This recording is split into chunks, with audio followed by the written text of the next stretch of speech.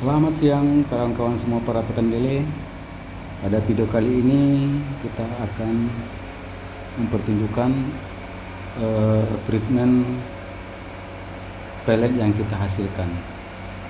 Saya akan feedback ke belakang lagi bahwa sekedar menambah narasi dan pemikiran kita bahwa budidaya lele itu mempunyai dua cost yang paling besar. Yang pertama adalah pembelian benih atau bibit, dan yang kedua adalah pangan. Kita di Farm Estate berharap akan menjadi petani yang mandiri, di mana mandiri di sini kami artikan adalah yang pertama, kita bisa menciptakan bibit sendiri dengan proses pemijahan, dan ini lagi kita proses dan kita pelajarin, dan beberapa kali gagal itu biasa. Dan pemijahan yang ketiga kemarin kita berhasil dalam waktu dalam persentase 30% dari telur yang berada di ketaban itu berhasil kita pijahkan. Yang kedua, pos yang paling besar adalah pangan. Pangan ini kalau kita mengandalkan pangan pabrikan, sedangkan harga kita di sini sekitar 12 sampai 13.000 per kilo. Itu sangat tinggi cost operasionalnya. Maka kita berpikir bagaimana kita bisa menciptakan pellet sendiri dengan kadar protein yang hampir sama atau bisa melebihi dari kadar protein dari pellet pabrikan. Dan ini adalah mesin kita campurankan dengan beberapa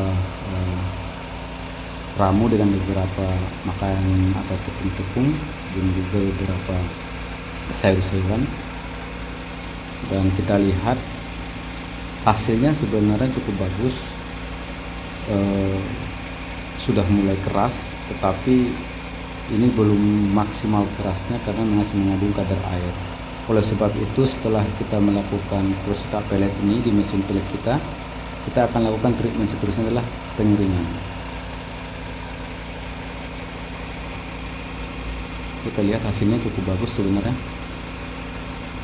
Tingkat pecahnya itu sedikit, hanya sekitar 10%. Lalu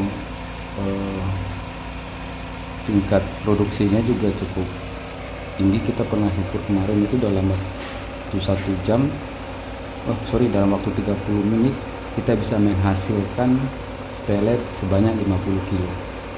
Ini satu karung besar yang ukuran 50 kilo.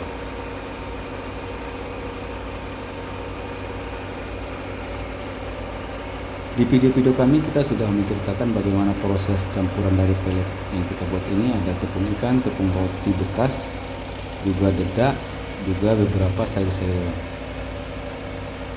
Dan itu akan dimasukkan dalam mesin pellet dan dicampur, digiling sehingga menghasilkan produksi pellet seperti yang kita lihat di video ini. Jadi begitu pellet ini keluar, maka kita harus melakukan penjemuran supaya mengurangi kadar air. Tujuannya apa?